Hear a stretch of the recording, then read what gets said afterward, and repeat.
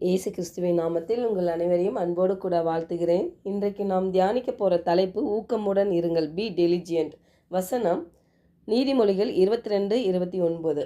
தன் வேலையில் ஜாக்கிரதையாய் இருக்கிறவனை நீ கண்டால் அவன் நீசருக்கு முன்பாக நில்லாமல் ராஜாக்களுக்கு முன்பாக நிற்பான்.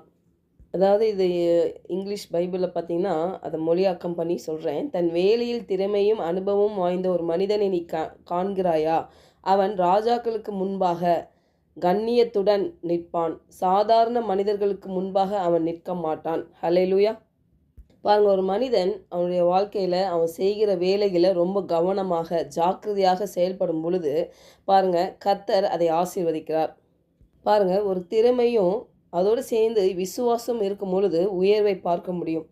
நாம் செய்கிற வேலை எதுவாக இருந்தாலும் இல்லை, எந்த வேலையாக இருந்தாலும் அதில் திறமைப்பட வேலை செய்யும் பொழுது ஜாக்கிரதையுடன் நம்ம இருதயத்தில் நம்ம செய்கிற வேலையை உண்மையுடன் உத்தமத்துடன் செய்யும் பொழுது கர்த்தர் நம்ம இருதயத்தை பார்க்கிறார். ஹல்லேலூயா. அதனால் எந்த வேலை செய்தாலும் அது சும்மா செய்யாமல் உற்சாகத்தோட நேர்மையோட திறமையோடு செய்யும் பொழுது தேவன் நம்ம முயற்சியை அவர் கவனித்து கொண்டு இருக்கிறார். பாருங்கள், என்னுடைய லைஃப்பில் நான் ஒரு சாட்சியை சொல்ல முடியும். பாருங்கள், நான் 12th முடித்தப்போ நான் இங்கிலீஷ் டைப்ரைட்டிங் ஹையர் வரைக்கும் முடிச்சுட்டு இருந்தேன். அப்போ பார்த்தீங்கன்னா 12th லீவ் ஸ்டார்ட் ஆகிறப்போ உடனே எனக்கு ஒரு பிபிஓ கன்சர்னில் எனக்கு ஜாப் கிடச்சிது. அங்கேருந்து நான் என்ன பண்ண ஒர்க் பண்ண ஆரம்பித்து ஒரே ஒரு காலேஜுக்கு தான் எனக்கு அப்ளிகேஷன் போடும்படியாக எங்கள் அம்மா எனக்கு உத்தரவு கொடுத்துருந்தாங்கப்பாங்க. அதனால் அந்த பக்கத்தில் இருக்க ஒரு செல்லம்மாள் காலேஜில் தான் நான் அப்ளை பண்ணேன்.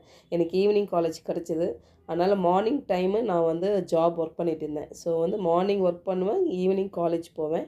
இப்படி தான் நான் படித்தேன். பாருங்கள், என்னுடைய வாழ்க்கையில் பார்த்திங்கன்னா நான் செய்கிற வேலையில் உண்மையாக சொல்கிறேன், கர்த்தருக்கு முன்பாக நான் உண்மையாக உத்தமமாக செய்யும் பொழுது என்னுடைய லைஃப்பில் ஒரு ஆப்ரேட்டராக இருந்த நான் ஒரு லீடராகவும் ஒரு சூப்பர்வைசராகவும் கடைசியாக பார்த்திங்கன்னா நான் திருமணத்துக்கு முன்பாக நான் ஒரு மேனேஜர், ப்ரொடெக்ஷன் மேனேஜர் போஸ்ட்டில் வரைக்கும் நான் என் லைஃப்பில் என்னுடைய வேலை விஷயத்தில் கர்த்தர் எனக்கு உயர்வை கொடுத்தார். ஹல்லேலூயா.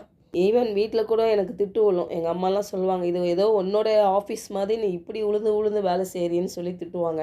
ஆனால் அது ஏன் அப்படி எனக்கு இருந்ததுன்னு எனக்கு தெரியல. ஆனால் இன்றைக்கு இந்த வசனத்தெல்லாம் நான் மெடிடேட் பண்ணுறப்போ தான் தெரிஞ்சுது. ஒரு மனிதன் தேவனோடு இணைந்திருக்கும் பொழுது பாருங்கள், தேவன் பரிசுத்த ஆவியானவர் அவனை எப்படி உருவாக்குவார்னா தேவனுடைய சாயலுக்கு ஒப்பாக, தேவனுடைய குணாதிசயங்களுக்கு ஒப்பாகவே அந்த மனிதனை வழி நடத்துவார். ஹல்லேலூயா. அதனால் நம்ம வேலை செய்கிறப்போ ரொம்ப திறமையாக ஜாக்கிரதையாக உண்மையாக உத்தமமாக செய்தாலுமே விசுவாசத்துடன் செய்ய வேண்டும். கர்த்தருடன் இணைந்து நம்ம வேலை செய்ய வேண்டும். கர்த்தருடன் அந்த உறவில் இருந்து வேலை செய்ய வேண்டும்.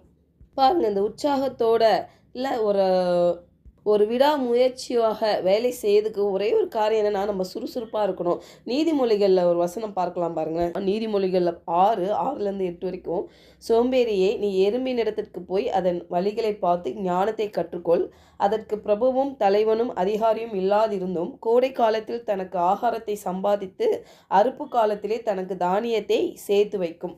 பாருங்கள், எறும்புக்கு யாரும் சூப்பர்வைசரும் இல்லை, லீடரும் இல்லை, மேனேஜரும் இல்லை, யாரும் கிடையாது. ஆனால் பாருங்கள், அதோடைய வேலையை கரெக்டாக அது செய்யுது. ஹல்லேலூயா.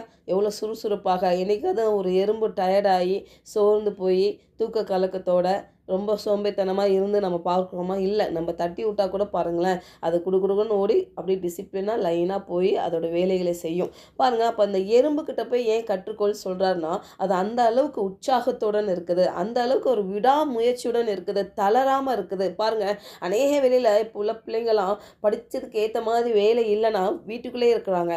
காரணம் அந்த இருதயம் எப்படின்னா நமக்கு படித்தது கிடைக்கலையேன்ற ஒரு அங்கலாய்ப்பில் இருக்குது. தவிர எது கிடைச்சாலும் நம்ம செய்யும் பொழுது தேவன் அதை ஆசீர்வதிப்பார். நம்ம வீட்டில் சும்மா இருக்கிறதுக்கு ஏதாவது ஒரு வேலைகளை செய்யும் பொழுது ஒரு அனுபவம் நம்மளுக்கு கிடைக்கும். நிறைய விஷயங்கள் கற்றுக்க முடியும் லைஃப்பில். ஹல்லேலூயா. அப்போ ஒரு மனிதன் தேவனுடன் இணைந்திருக்கும் பொழுது தேவன் அற்புதமாக அந்த வழியை நடத்திட்டே போவார்.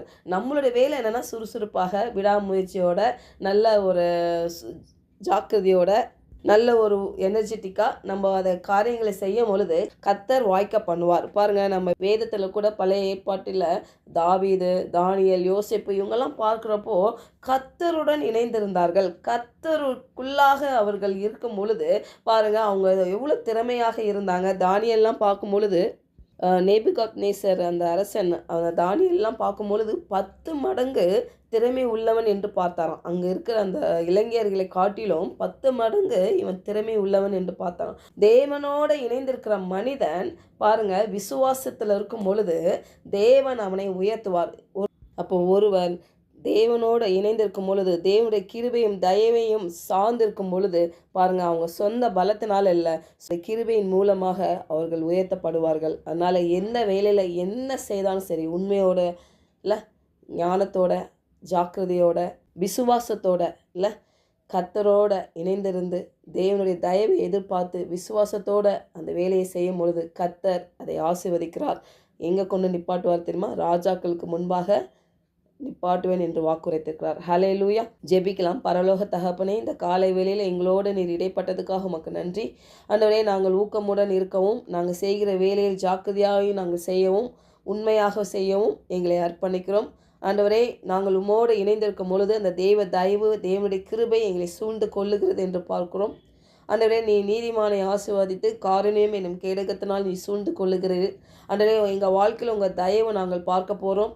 எங்கள் இருதயத்தில் நாங்கள் ஆண்டவரே, நாங்கள் செய்கிற காரியங்கள் எதுவாக இருந்தாலும் உமக்கு முன்பாக உண்மையாக, நீதியாக, உத்தமமாக செய்ய எங்களை விட்டு கொடுக்குறோம். பரிசுத்த ஆவியானவர் ஆண்டவரே, எங்களுடைய அப்பா எல்லா வேலைகளிலும் நீர் கையிட்டு செய்கிற எல்லா வேலைகளையும் நீர் ஆசீர்வதிப்பேன் என்று கட்டளையிட்டு இருக்கிறீர். அதே நாங்கள் விசுவாசிக்கிறோம். ஆண்டவரே, எங்கள் வாழ்க்கையில் ஆண்டவரே, நீங்கள் எங்களுக்கு கொடுக்குற அந்த ஆசீர்வாதத்தை நாங்கள் பார்க்க போகிறோம். அதுக்காக உமக்கு நன்றி செலுத்துகிறோம். இயேசுவின் நாமத்தினால் ஜெபிக்கிறோம் நல்ல பிதாவே, ஆமென்.